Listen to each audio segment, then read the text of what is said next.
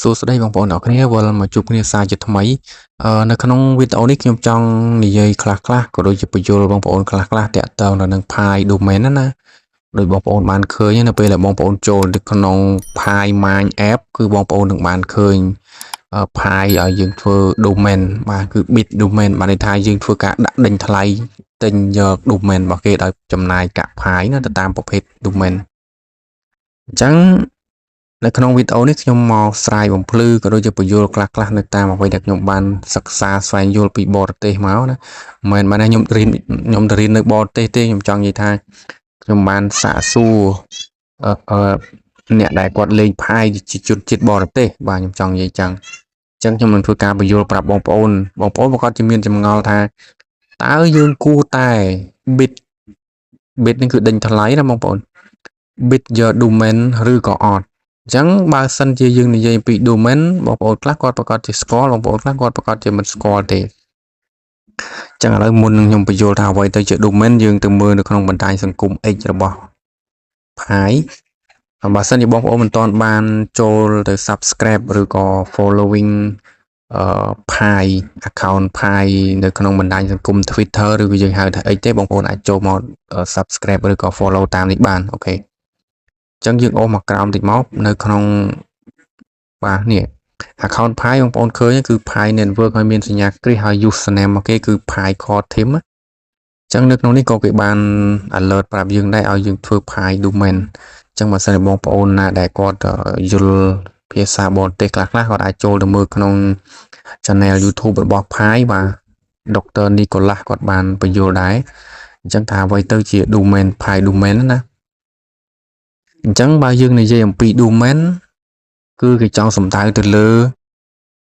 account website ណាមួយឥឡូវឧទាហរណ៍ថា Facebook អញ្ចឹងណា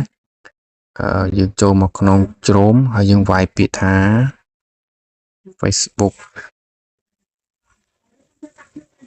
facebook.com បាទ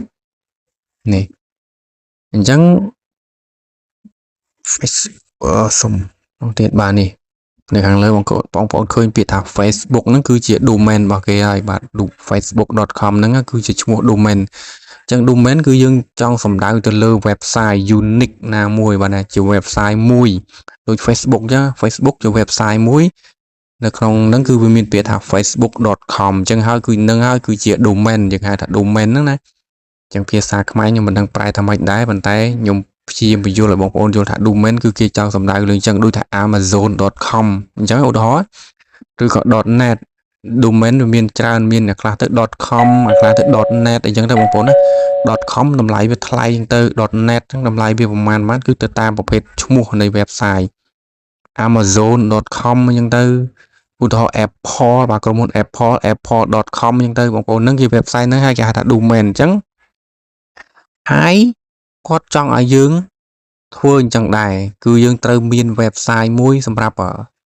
ដាក់លក់តាក់ទងនឹងផលិតផលឬក៏យើងប្រម៉ូទអីផ្សេងអញ្ចឹងភាគច្រើនអ្នកដែលគេប្រើ website គឺជាសហគ្រាសជា business របស់គេអញ្ចឹងគឺគេមានជា website បន្ទាប់មាន website គេនឹងធ្វើជាផលិតផលរបស់គេដាក់លក់ឬក៏តាំងនៅព័ត៌មានរបស់គេរបស់ក្រុមហ៊ុនគេអញ្ចឹងឧទាហរណ៍បងប្អូនមើលងាយយល់ឧទាហរណ៍ថាក្រុមហ៊ុនណាមួយឧទាហរណ៍ក្រុមហ៊ុនកខអញ្ចឹងទៅអញ្ចឹងពេលគេមាន website នឹងមួយគឺ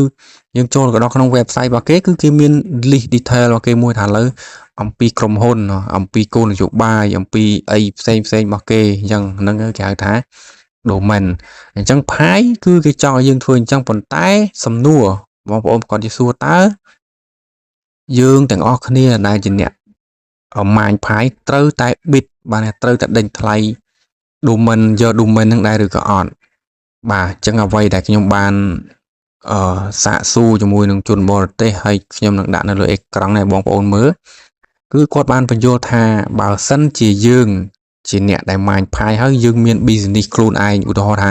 បងប្អូនជាអាជីវករអ្នកលក់ទូរស័ព្ទដៃឧទាហរណ៍អញ្ចឹងបងប្អូនគួរតែទិញនៅ domain បាទធ្វើការដេញថ្លៃនៅ domain ណាមួយឧទាហរណ៍ថាបងប្អូនឈ្មោះថា Dara អញ្ចឹងបងប្អូនចង់ដាក់ហាងបងប្អូនគឺ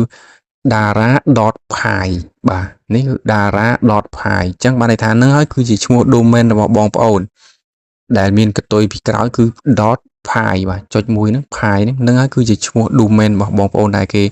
cho ngày bong ôn nó cứ phai cho ngày bong ôn bịt chẳng bón tài và sân thì bong ôn con tái chia nè ở màn phai thô mà đa tê và dương gọi gì miệng nè màn phai ở mình men chỉ business rồi mình men chỉ miền à chi cam không đáy chẳng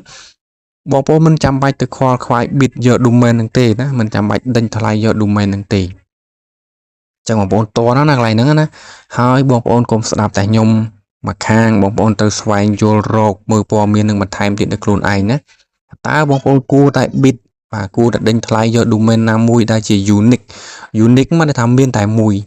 chẳng có đó là bong ôn nhưng đó bong ôn mình chẳng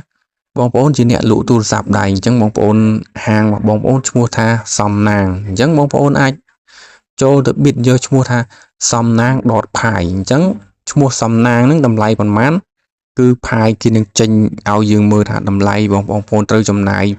ប៉ុន្មានផាយដើម្បីទទួលបាន domain នេះមួយហើយត្រូវមានការដេញថ្លៃទៀតអញ្ចឹងកាលណាដេញថ្លៃអ្នកណាដែលហ៊ានថ្លៃជាងគេគឺបានលើអ្នកនឹងហ្នឹងលក្ខខណ្ឌបងប្អូនមកចង់ដេញថ្លៃចូលទៅមើលបន្ថែមទៅខ្ញុំអាចចូលទៅ detail ប្រាប់បងប្អូនបាននេះឥឡូវខ្ញុំសូមចូលទៅក្នុងផាយ browser របស់យើងតែម្ដងទៅបាទចូលក្នុងផាយ browser បងប្អូនចង់ធ្វើការដេញថ្លៃអូខេអ៊ីនធឺណិតខ្ញុំវាអត់ដើរអញ្ចឹងខ្ញុំសូមផ្អាកបន្តិចសិនបើក connect internet សិនអូខេឥឡូវយើងចូលមកក្នុងផាយ app ផាយ browser បាទផាយ browser ជាកន្លែងដែលបងប្អូន login ចូលក្នុងកាបូបណាប៉ុន្តែយើងគ្រាន់តែបើកវាចេញអញ្ចឹងមកបងប្អូននឹងឃើញនេះ domain បាទចុចលើនឹងមកបងប្អូនណាគេបញ្យល់នៅនេះបងប្អូនព្យាយាមមើលអានខ្លួនឯងខ្ញុំមិនអាចអានជូនបងប្អូនទាំងអស់បានទេហើយបន្តមកទៀតយើងចុចពាក្យថា go to auction នេះខាងក្រោមបាទនៅកន្លែងនេះគេឲ្យយើងធ្វើការបំពេញ24ពាក្យអញ្ចឹង24ពាក្យរបស់បងប្អូនដាក់មកមានប្រមាណបាទអញ្ចឹងខ្ញុំសូមបំពេញ24ពាក្យរបស់ខ្ញុំសិនហើយខ្ញុំសូម skip កន្លែងនេះខ្ញុំអត់បង្ហាញជូនបងប្អូនទេ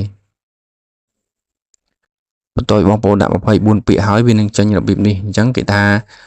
secure your pi domain បានដាក់ចូលមកបងប្អូនចង់ដឹងឥឡូវខ្ញុំឧទាហរណ៍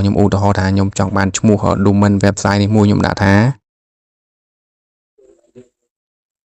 ខ្ញុំដាក់ឈ្មោះអញ្ចឹងហ្មងឈ្មោះថា Ali បាទ Ali